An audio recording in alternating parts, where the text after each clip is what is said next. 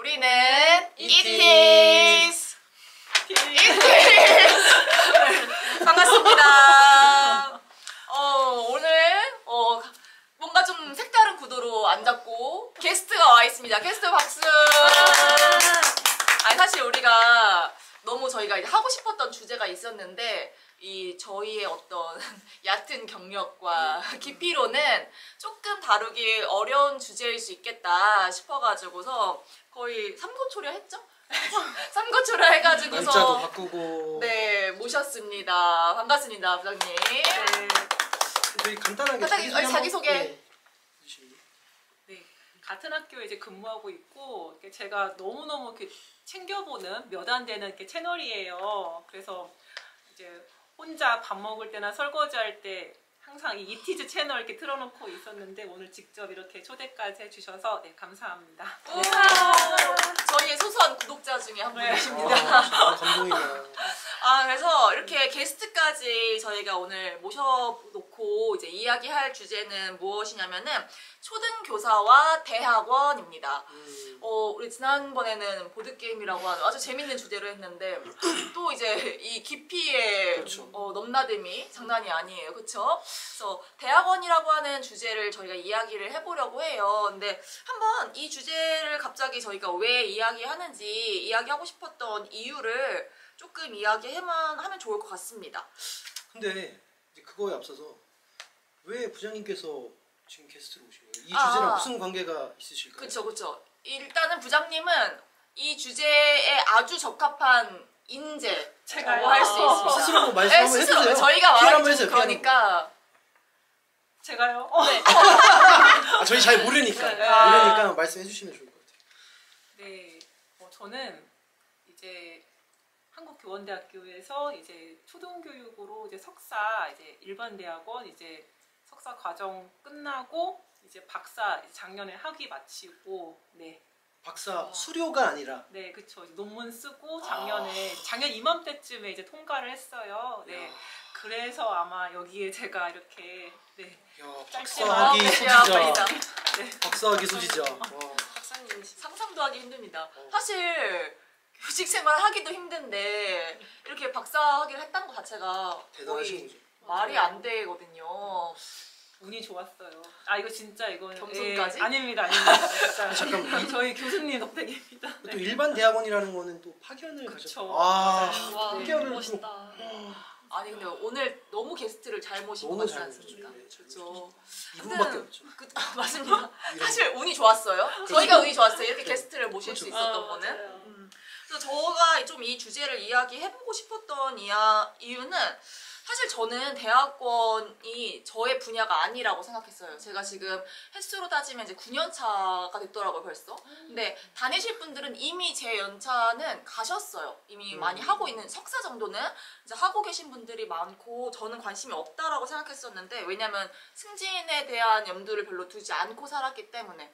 근데 요즘 이제 신규생들 발령받고 이야기를 나눠보면은 꼭 승진이 아니라고 하더라도 대학원에 대해서 생각하시는 분들이 많이 계시더라고요. 근데 사실 저는 대학원을 잘 모르고 관심이 없던 사람으로서 선생님들이 대학원을 가시는 이유가 무엇일까에 대한 것도 한번 이야기해보고 싶었고 만약에 간다면은 좀 어떤 분야나 또 어떤 도움을 줄 수 있는 것일까 이런 거에 대한 좀 전반적인 이야기를 나눠보고 싶었던 것 같아요. 저도 지금 사실 석사를 수료만 했어요. 이제 논문은 쓰지는 못했고 이제 저도 한국교원대 후배로서 제가 6학기 정도 다니고 이제 마지막 학기를 다닐지 논문을 쓸지 고민하고 있는 상황인데 그냥 그런 것 같아요. 교사는 이제 평생 학교가 직장이잖아요. 또 학교는 공부하는 곳이기 때문에 좀 숙명적으로 공부에 대한 생각을 늘 하는 것 같기는 해요. 이제 그리고 또 다들 이제 고등학교 때 훌륭하신 분들이셔서 그런지 공부를 좀 좋아하시는 성향도 있지 않을까 싶어요. 제 개인적인 생각으로 공부를 싫어하지는 않는다. 그러면 이제 자연스럽게 대학원으로 연결이 되겠죠? 저는 제가 한 2, 3년 차 됐는데 그 대학원을 가고 싶다라는 막연한 생각이 있었지만 사실 그 정보가 사실 너무 없더라고요. 막 직접 찾아보고 열심히 찾아봤는데도 부족해서 같이 얘기해보면 좋을 것 같아요. 부장님 혹시 부장님이 이제 대학원을 가신 분으로서 대학원에 가면 좀 좋은 점? 뭐 추천하는 이유, 장점? 이런 것들이 뭐가 있을까요? 없나요? 아니요. 물론 없을 수도 있습니다. 저는 학위를 따면은 무언가 짠하고 뭔가 온 세상이 핑크핑크해질 줄 알았는데 네. 드라마틱하게 변하는 건 사실은 없어요. 그냥 다만 뭔가 나이스에 그냥 한 줄 뭐 이렇게 경력 적힌다던가 내 이력에 뭔가 뭐 전공해가지고 하나 적히는 거. 근데 이런 건 정말 정말 부차적인 거고요.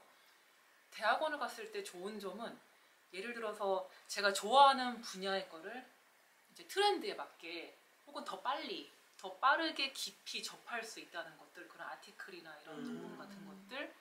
또 반대로 생각하면은 저희 현장의 연구자잖아요. 근데 이 현장에 있는 것들을 제가 바깥으로 얘기를 할 수 있는 그런 시공간이 생기는 거예요. 대학원에 가면은 이제 거기는 현장 얘기를 모르니까. 그래서 이런 점도 좋은데 만약에 나 그냥 학위만 따러 간다 하고 생각하면은 사실은 가서 그냥 실망할 수 있어요. 그러니까 저 같은 경우에는 주어진 공부, 강의 같은 거에만 좀 처음 익숙해져 있어서 뭐야 뭐 배우는 것도 없고 바로 뭐 토론하라고 하지 숙제도 많지 배운 게 없어 남는 게 없어 했는데 저희 지도 교수님이 이제 석사 때는 공부하는 방법을 배우고 박사 때 진짜 공부를 한다 이런 식으로 말씀하시더라고요. 그래서 뭔가 이제 목적이 있게 필요에 간다면은 분명히 이제 얻을 수 있는 것들이 있을 것 같아요. 네. 근데 부장님 말씀이 맞는 것 같은 게 저 주변에 그런 분들 있었어요. 이제 보통 대학원을 가면 이제 방학이라고 하는 시간을 많이 할애해가지고서 그렇죠. 해야 되니까 근데 그냥 단순히 그 한 줄을 얻기 위해서 학위라는 걸 얻기 위해서 가신 분들도 있잖아요. 근데 굉장히 힘들어 하시더라고요. 왜냐면 학기 중에도 이미 많은 걸 소진하고서 방학 중에 겨우 회복해서 이제 2학기를 보낼 수 있을까 말까인데 어떻게 보면은 정말 뚜렷한 목표 지점 없이 갔던 곳에서 의미를 못 찾으면은 회복도 못하고 내가 여기서 뭘 배우고 있는 건가 이런 느낌을 받았다라고 하는 이야기를 전 좀 전해 들었었거든요. 맞아요. 찾아서 하는 공부다 보니까 아무래도 네, 이제 그런 학위 한 줄의 필요성에 의해 간다 아니면 남들이 하니까 그냥 이쯤 되면 가야겠지 하고 간다 하면은 분명히 초반에 어렵거나 좀 실망할 수도 있을 것 같아요. 네, 좋습니다. 그게 접니다. 간과가 교수님 죄송해요. 교수님 저 죄송합니다. 죄송한데 이거 안 보실 줄로 믿고 제가. 네. 그러니까요. 저요? 저 갔는데 저 같은 경우에는 조금 후회할 때는 있었습니다. 어쩔 수 없는 그렇죠.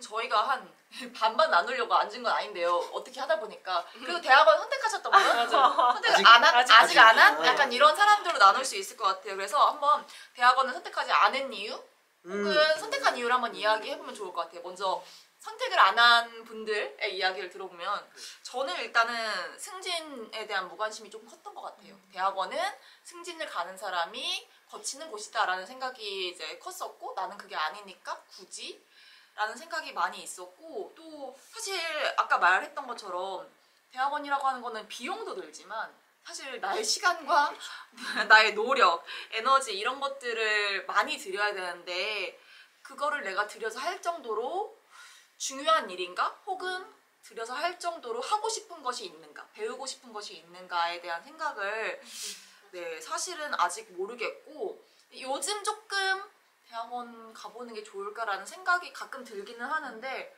근데 아까 선생님 말씀하신 것처럼 워낙 그 정보가 조금 이제 널리 알려진 게 없다 보니까 그래서 내가 뭘 해?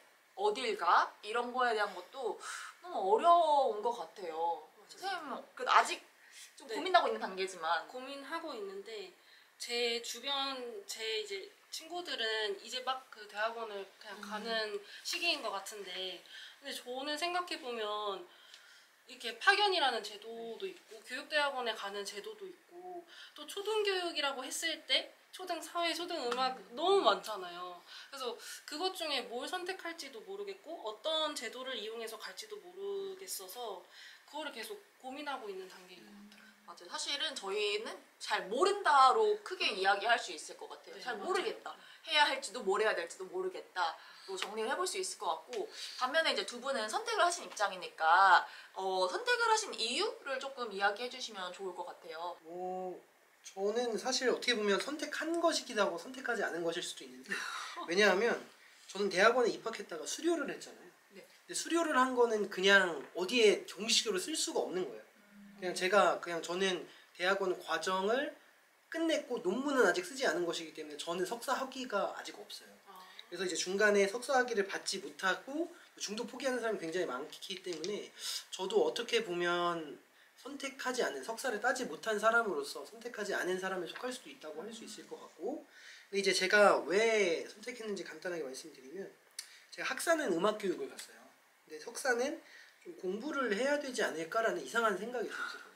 약간 유토피아적인 약간 플라토닉한 그런 이유에서. 그래서 이게 석사라는 것은 좀 그 석사의 그 이름에 무게감이 있는데, 그냥 이제 음악처럼 약간 조금 이제 말랑한 것보다는 좀 딱딱한 학문이 맞지 않을까? 이제 그리고 제가 중등 사회과에 진학하고 싶었었어요. 원래 이제 중등 사회 교사가 제 원래 목표였는데, 이제 여러 이유로 초등을 와서 그래도 한번 사회과를 한번 이렇게 찍먹이라도 해봐야 되지 않을까 해서 갔었거든요. 그랬는데. 그래서 이제 후회를 조금 한 거죠. 사람은 좋아하는 걸 해야 된다는 사실 생각을 정말 많이 하게 되었어요. 맞아요. 음악교육과를 갔어야 되는데 하는 생각 많이 했고, 누구나 원대한 계획을 가지고 예. 시작하죠. 예. 저희 교수님한테 죄송하긴 한데, 그래도 어쨌든 그런 이유에서 시작을 하셨다. 네, 그래서 그렇기도 하고, 또 사실 승진 생각이 아예 없다? 승진 생각 전혀 없이 대학원을 선택했다? 그거는 사실 거짓말인 것 같고, 뭐 하면 도움은 되겠지 뭐 라는 생각으로 간 것도 있다고 할 수 있겠습니다. 사실 이제 박사까지 지원을 했으니까 진짜 너무 궁금해요. 너무. 그러니까요. 부장님 어떤 이유에서 대학원을 선택하셨는지. 제가 이야기 초반에 이제 파견을 갔다고 했는데, 저는 이 파견 제도가 교사가 누릴 수 있는 정말 큰 혜택 중 하나라고 생각해요. 이제 국외 연수도 있겠지만 사실 2년간 월급을 받으면서 이제 학교가 아니라 이제 대학원으로 제가 가서 공부를 하는 거거든요. 그리고 2년간 30학점이면은 사실은 일주일에 하루 이틀 정도 나가면 되고, 마지막 학기는 거의 개인 연구라 사실은 나가지 않아요. 이러니까 그만큼 제 시간이 많죠. 근데 저는 이 쓸 당시에 제가 학폭을 좀 크게 겪었어요. 너무 큰 학폭이었는데 이제 그러다 보니까 학교를 막 환멸을 느꼈어요. 학교에 떠나고 싶어서 그러던 찰나에 이제 공문이 왔고, 그래서 한 달 반 정도를 진짜 정말 이렇게까지 공부할 수 있을까 싶을 정도로 이제 공부를 했어요. 그래서 이제 시험을 받고 이제 가니까 1년은 너무 좋더라고요. 선배들도 지금밖에 이제 시간이 없다고 하고 싶은 거 다 하라고 해서 1년은 좋았는데, 2년 차 때 이제 교과서 작업, 뭐 이제 교수님 프로젝트, 또 제 논문 이게 막 겹치면서 두 번 다시 오고 싶진 않다, 약간 이런 생각도 좀 했어요. 그러다가 현장에 왔는데 12시 지난 신데렐라 느낌이었어요. 이제 마법이 다 깨진 느낌? 다시 현장에 왔을 때 그래도 좋았구나, 약간 그런 생각? 그렇게 힘든 공부였어도 그래도 공부하는 게 나았다, 현장보다는? 저는 그랬어요. 그러니까 그럴 수 있죠. 그런 연구자가 맞는 사람도 있으니까. 그리고 일이 힘든 거였지 뭔가 이제 관계의 힘듦은 좀 아니어서 제가 견딜 수 있는 이제 그런 제 역치 아래였던 것 같긴 해요.